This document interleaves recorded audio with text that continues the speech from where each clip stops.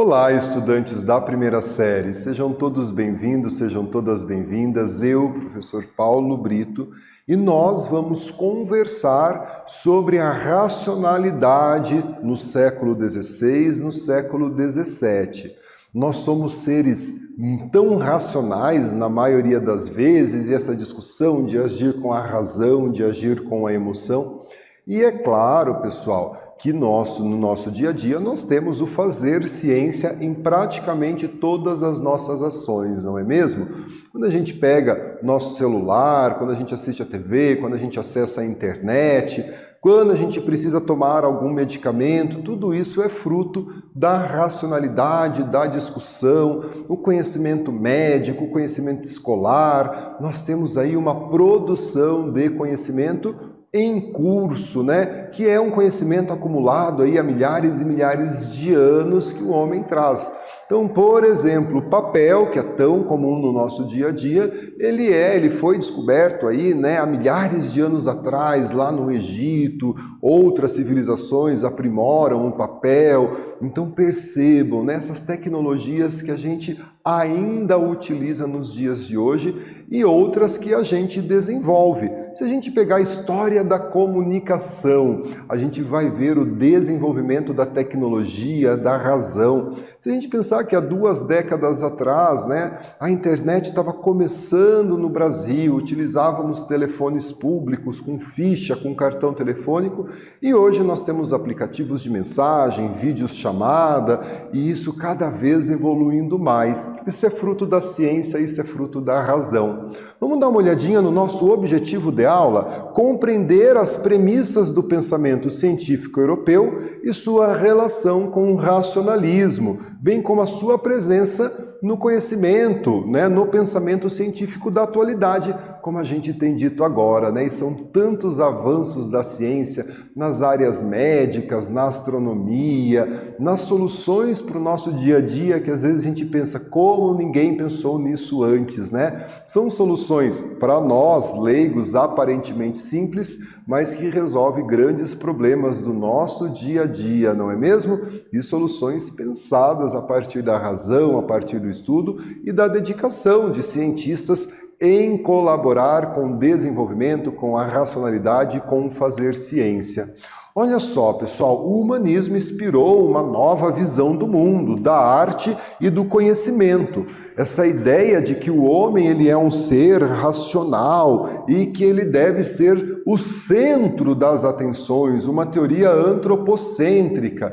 Então percebam, pessoal, o que nós temos dessa relação do homem como centro, né? Essa antropocentrismo. Aqui o homem vitruviano, que é do Leonardo da Vinci, não é mesmo? Eles se opuseram a verdades da Igreja Católica. A Igreja Católica tinha suas verdades pautadas na fé. Então esses homens dessa transição da Idade Média para a Idade Moderna, eles vão se opor a essas ideias da Igreja Católica. Aprendemos que eles não são ateus, mas eles se afastam de uma explicação metafísica para as questões da ciência. Aqui, por exemplo, nessa imagem, olha só, nós temos uma imagem, um estudo de anatomia do André Vesalius, do século XVI. A Igreja Católica, em um primeiro momento, ela se opõe a essa ideia dos estudos de anatomia do corpo humano, de dissecar os cadáveres. E os cientistas dessa época, o André Vesalius, por exemplo, lá no século XVI, vai fazer um estudo sobre corrente sanguínea, sobre veia, sobre artéria, e para que fizesse esse estudo ele precisava estudar a partir de cadáveres, não era só uma observação simples. Então, fazer ciência. E essa revolução científica, né, dos séculos XVI, dos séculos XVII, tem início no contexto do Renascimento, dessa ideia das cidades renascendo, do comércio renascendo e de outros aspectos, né, que buscavam na antiguidade, nos textos gregos, nos textos romanos, um novo fazer ciência. Passavam, portanto, a considerar correto o conhecimento somente depois de confirmado pela experiência e pela razão. Então não é um conhecimento que ele é posto para a gente e nós aceitamos. Ele é um conhecimento científico, é um conhecimento experienciado, racionalizado, surgindo assim o método experimental ou científico que nós utilizamos até os dias de hoje, pessoal. Ainda fazemos uso e é importante e é necessário para o fazer ciência. Nós, quando precisamos, a indústria farmacêutica, quando precisa desenvolver um novo medicamento, ela faz através desse método do experimental. Nós tivemos uma pandemia, vivemos uma pandemia da Covid-19 e era necessário desenvolver as vacinas. Qual é o método que eu vou desenvolver? Método experimental. Eu vou experimentar esse remédio contra essa doença, a dosagem, se ele vai fazer efeito, se ele não vai fazer efeito, e eu vou fazendo essa experiência para produzir a ciência, não é mesmo? Olha só aqui esse modelo, esses dois modelos, não é? Acompanhem aqui, ó. Nós temos à esquerda um modelo heliocêntrico, que nós sabemos que é um modelo em que o Sol é o centro do sistema solar. Cuidado aí, em dizer que o Sol é o centro do universo. Qual é o tamanho do universo para a gente poder medir o centro do universo?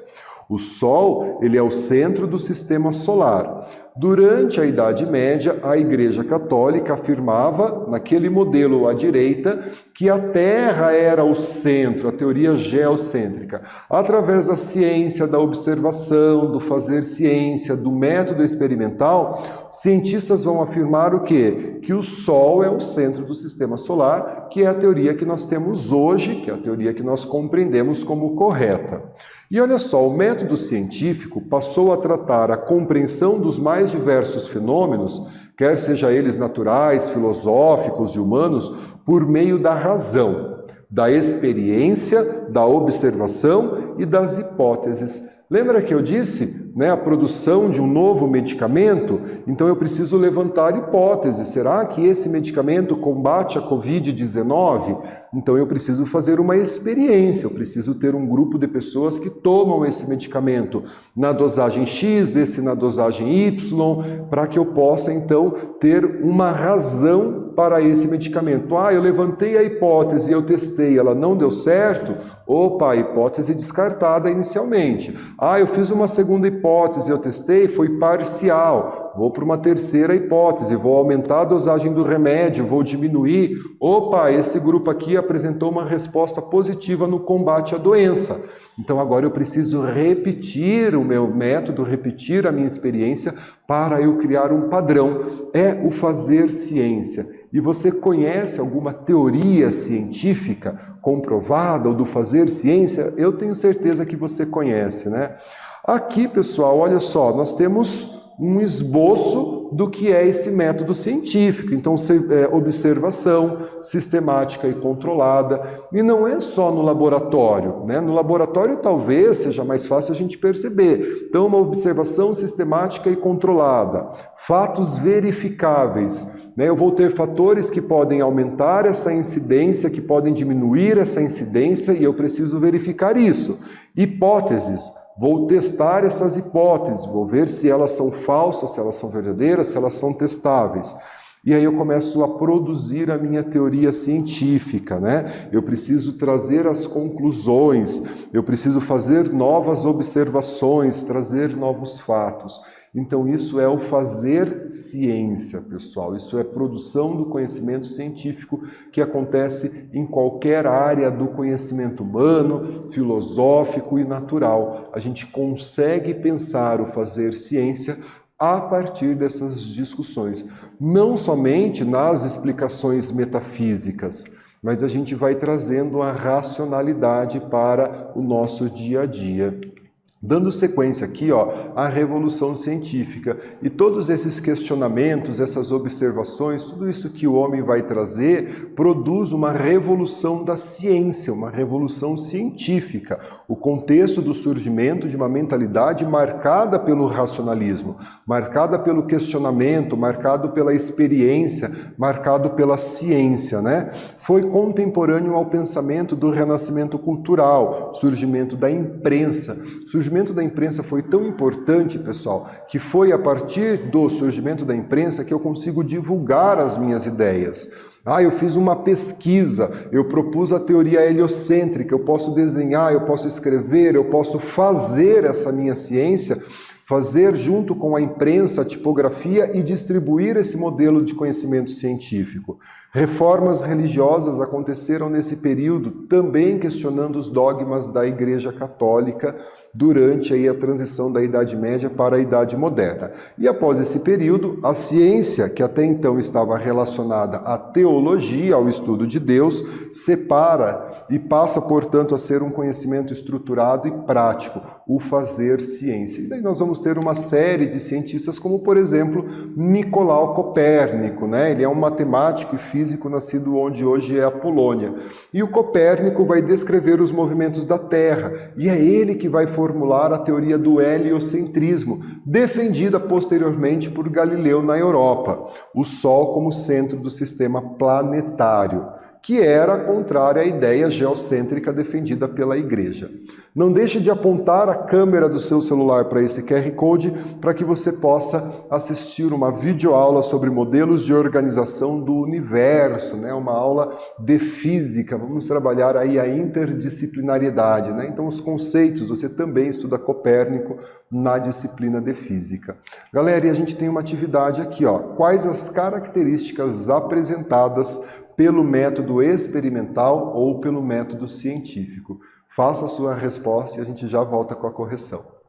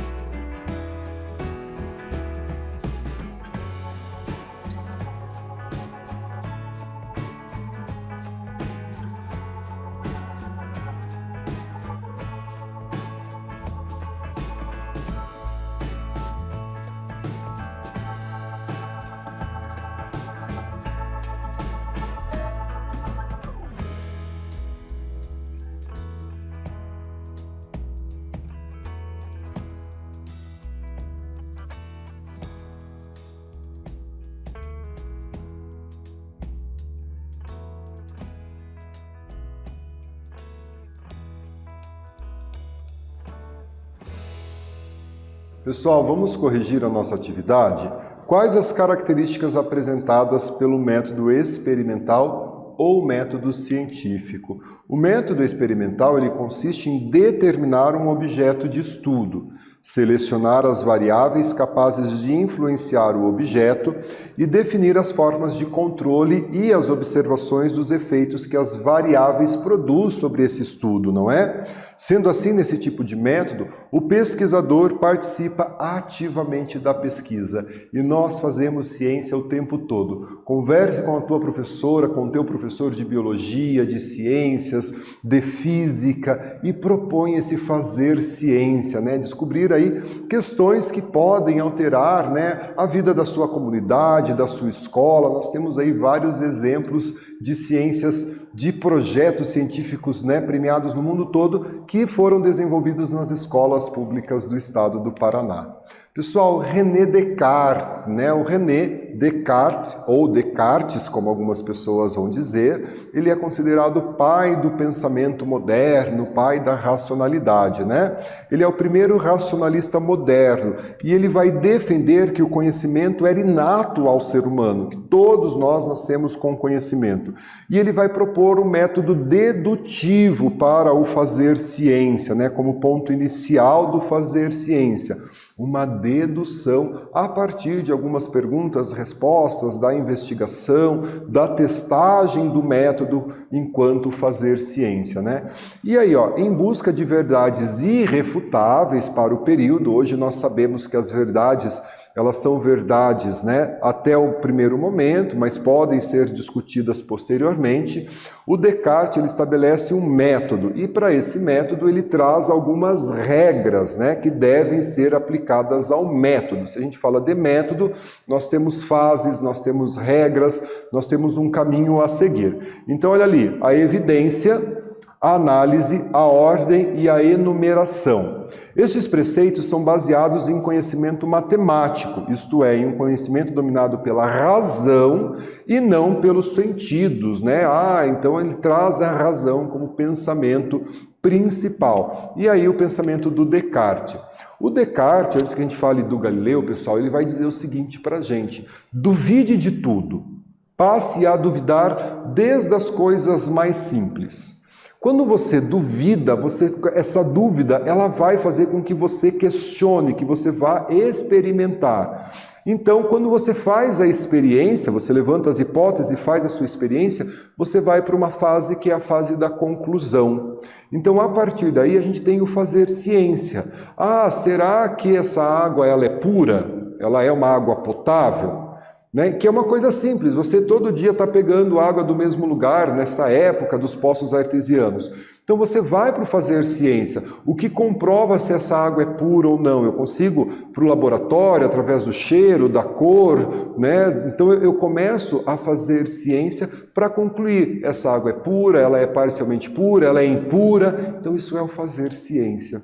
Aqui a gente tem Galileu, ele vai comprovar a teoria heliocêntrica do Copérnico, o polonês que propôs a teoria heliocêntrica, concluiu que a Terra ela efetua dois movimentos, o movimento de rotação e o movimento de translação. Uma ela gira no seu próprio eixo e a outra ela vai girando ao redor do Sol, que são os nossos dias e noites, as nossas estações do ano, não é mesmo? Considerado o criador da física moderna, né? O teu professor de física com certeza trabalha com Galileu Galilei, considerado uma das mentes mais brilhantes que nós tivemos aí durante essa modernidade, né? Aqui, pessoal, não deixe de apontar a câmera do seu celular para esse QR Code que aparece na tela e você vai assistir um vídeo, né, cerca aí de 5, 6 minutos, sobre essa figura do Galileu Galilei, não é mesmo? E o Galileu Galilei ele foi acusado pelo Tribunal do Santo Ofício. As suas teorias, quando ele comprova a teoria heliocêntrica, ela confronta a teoria geocêntrica defendida pela Igreja Católica. E o Galileu vai ser acusado pelo Tribunal do Santo Ofício, ele vai ter que negar parte da sua teoria para não acabar condenado à morte e à fogueira.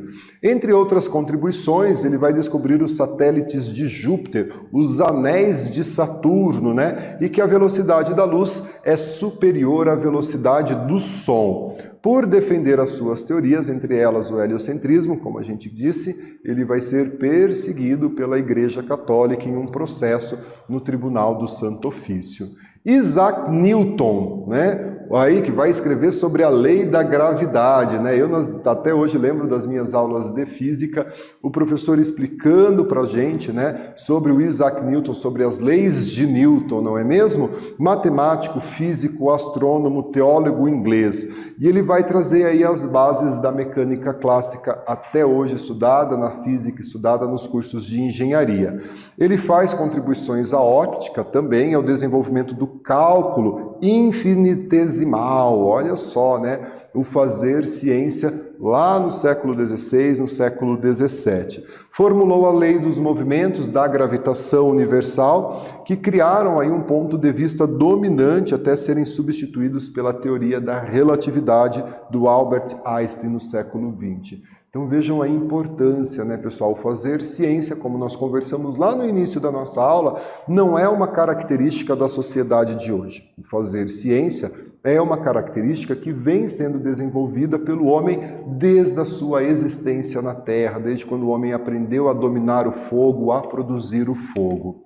O Isaac Newton vai construir o primeiro telescópio refletor prático e desenvolveu uma teoria sofisticada de cor com base na observação de que um prisma separa a luz branca, né? E é muito interessante quando você pega um prisma e ele faz a decantação da luz. Então aqui o Isaac Newton, né, essa imagem para a gente poder lembrar, conhecer um pouco mais desse grande cientista do século XVII.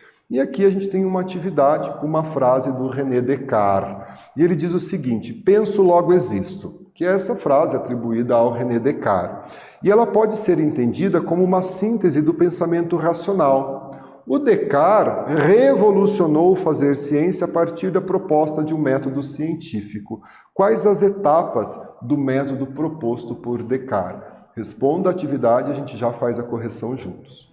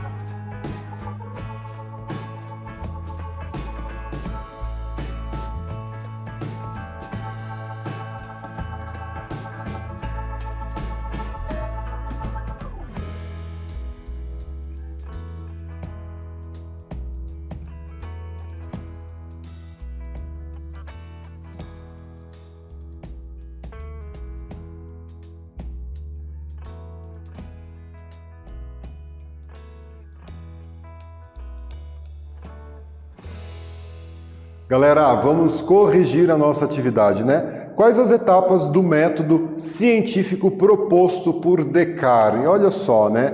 René Descartes estabelece o método cartesiano, né? Que são as etapas, olha ali, a evidência, a análise, a ordem e a enumeração. Esses preceitos são baseados no conhecimento matemático, isto é, num conhecimento dominado pela razão e não pelos sentidos, né?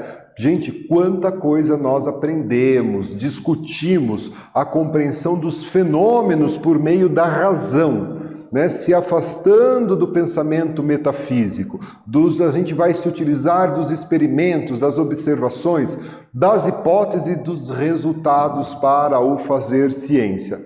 O movimento humanista e o movimento renascentista colaborou para o desenvolvimento e a validação da ciência, ao privilegiar o homem, a razão, não, né, se afastando totalmente da religiosidade, mas separando. A religião cuida da alma, enquanto o homem, a ciência, cuida do corpo, né? Teorias científicas defendidas pelos humanistas foram condenadas pela Igreja Católica. Nós vimos a perseguição da Igreja ao, né, cientista Galileu Galilei. Galera, aqui as nossas referências de aula e fiquem bem, se cuidem e até a próxima. Tchau, tchau.